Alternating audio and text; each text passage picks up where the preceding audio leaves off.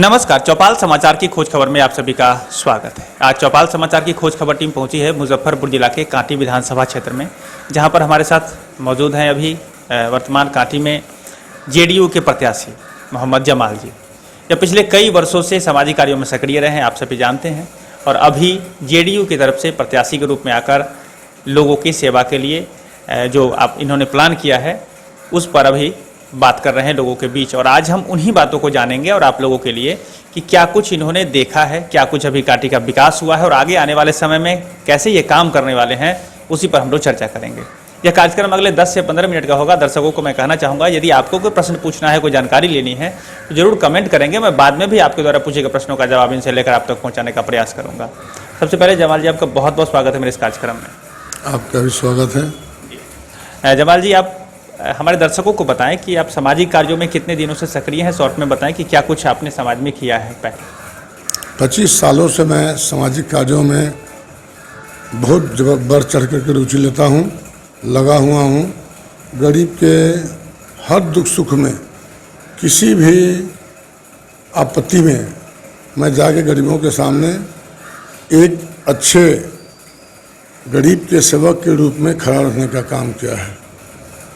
जी, तो अब दर्शकों को मालूम चला होगा, ये 25 वर्षों से सामाजिक कार्यों में सक्रिय हैं, समाज की सेवा लगातार कर रहे हैं। अभी जमाल जी बताएं कि हमारा देश जो 74वां वही स्वतंत्रता दिवस मनाया, इतने दिनों पहले हमारे देश की आज़ादी हुई, तो विकास की जो परिभाषा लोग अपने मन में रखे हैं कि सड़क ऐसी होनी चाहिए, स्कूल ऐसी होनी चाहिए, चिकित्सा व्यवस्था ऐसी होनी चाहिए, जो विकास की जो स्टैंडर्ड लेवल है उसमें कांटी को कितना आंकते हैं, क्या कुछ हुआ है कांटी में?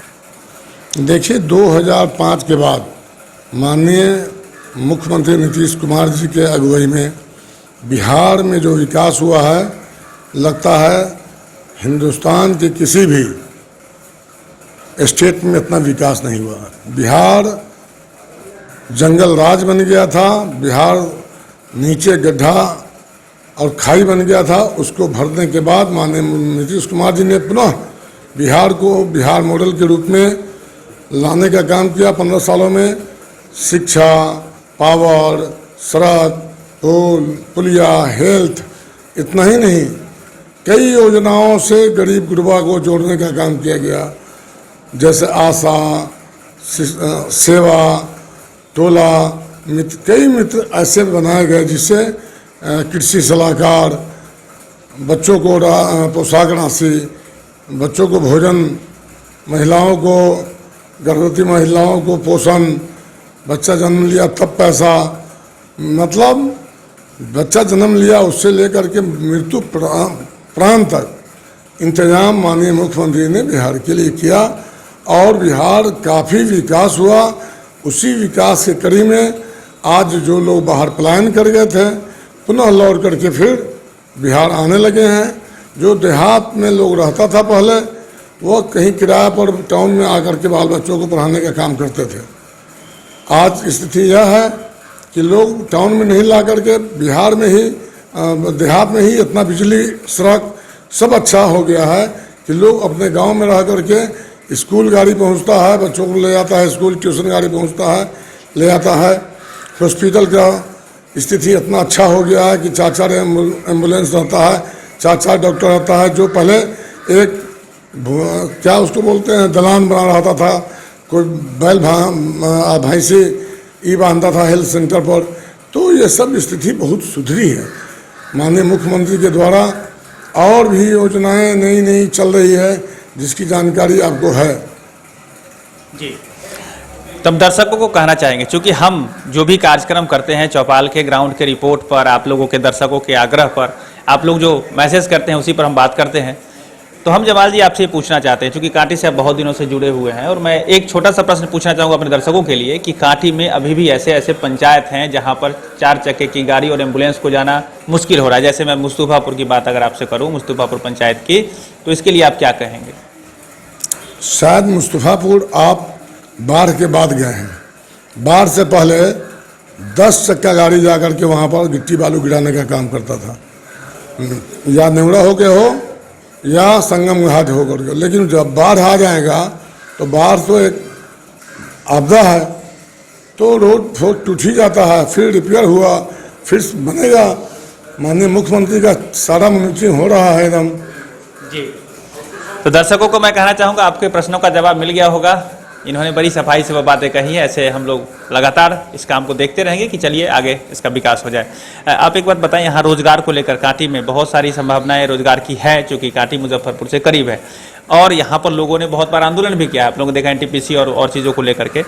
तो रोजगार को लेकर क्या कुछ प्लानिंग है? आप जो अभी उम्मीदवार के रूप में आए हैं, तो इसके लिए कुछ आपने सोचा होगा कि हाँ, यहाँ मैं जब विधायक बनूँ तो इन लोगों को ऐसे रोजगार की व्यवस्था करूँगा? देखिए, एनटीपीसी में जो ठेकेदारी प्रथा है, बाहर के लोग आकर के बाहर से लोग को ला के काम कराते हैं। मैं अगर जीत गया चुनाव तो बाहर के लोग यहाँ काम नहीं करेंगे, यहाँ के लोकल लोग काम करेंगे, लोकल लोगों को प्राथमिकता दी जाएगी और जो दलाल टाइप के लोग हैं उनको हटाया जाएगा। उनका दलाली हट जाने से फ़ायदा ये है कि डायरेक्ट पेमेंट कांटी के वासी को होगा, कांटी के मजदूरों को होगा और जो कांटी का टेक्निकल हैंड जानने वाला लोग है उसका होगा और सब यहाँ के लोकल लोग उसमें काम करेंगे। एक बात मुझे बताएं कि यहाँ पर आपराधिक गतिविधि और समस्या भी बहुत सारी देखी गई है यहाँ पर कांटी विधानसभा क्षेत्र के अंतर्गत, तो इसके लिए क्या कुछ कहना चाहेंगे? आपका क्या प्लान है? देखिए, पहले तो घर से लोग निकलते नहीं थे, भय का माहौल था। देहात से शहर आने के लिए लोग उम्मीद करता था कि जाते हैं तो गाड़ी रास्ता में बचेगा या छिना जाएगा, कोई गारंटी नहीं है।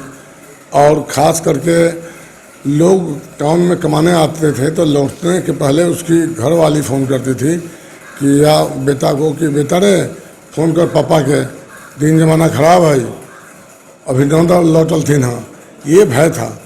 आज के डेट में तो लड़की लौटी कि नहीं लौटी, माँ नहीं पूछती, ट्यूशन पढ़ने गई है, कोचिंग करने गई है, आ जाएगी। तो 11 बजे रात तक लड़कियां चल रही है। ये तो कानून व्यवस्था में अंतर आया है। पहले बड़े लोगों पर केस नहीं होता था, आज हर बड़े लोगों पर केस होता है और एफआईआर होने के बाद जो सही कार्रवाई हो रहा है। इसलिए सुशासन तो हुआ है इस सरकार में काफ़ी। अभी जो आप उम्मीदवार के रूप में आए हैं, तो प्रतिद्वंदी के रूप में आप किन को देख रहे हैं कि प्रतिद्वंदी के रूप में आपका वो टक्कर दे रहे हैं आपको? क्या कुछ इसके विषय पर कुछ कहना चाहेंगे? अगर नाम न लेते हुए भी अगर कहें तो क्या आपको ऐसे नेता जो पहले से काम कर रहे हैं यहाँ पर, उनके लिए कुछ मैसेज देना चाहेंगे चौपाल समाचार के माध्यम से? नहीं, हम तो ऐसे पार्टी का टिकट लेके आए हैं जो विकास पुरुष माननीय नीतीश कुमार मुख्यमंत्री जी ने तमाम लोगों का काम किया है। क्या छोटा, क्या बड़ा, क्या अगड़ा, क्या पिछड़ा, सबका मान, सबका सम्मान, सबका विकास, सबका साथ लेकर के चले हैं। मैं उन्हीं के पैगाम को जन जन तक पहुंचाने का काम कर रहा हूं और हमको आशा और विश्वास है कि माननीय मुख्यमंत्री, माननीय प्रधानमंत्री नरेंद्र मोदी जी के आह्वान पर सारे लोग एकजुटता का परिचय देते हुए पुनः मुख्यमंत्री बनाने के लिए एनडीए प्रत्याशी को जीत दर्ज कराएंगे। मैं दर्शकों को बताना चाहूँगा कि अभी जो हमारी बात हो रही है वो मोहम्मद जमाल जी से हो रही है। कांटी में कांटी विधानसभा क्षेत्र है, उसके जेडीयू के प्रत्याशी हैं। पिछले 25 वर्षों से इन्होंने समाज की सेवा की है, लगातार समाज में बने। ऐसे इन्होंने अपनी बातें बताई है और हम ये देखेंगे कि क्या कुछ समाज इनके विषय में सोच रहा है, वो तो परिणाम आने पर पता चलेगा जो चुनाव का होगा।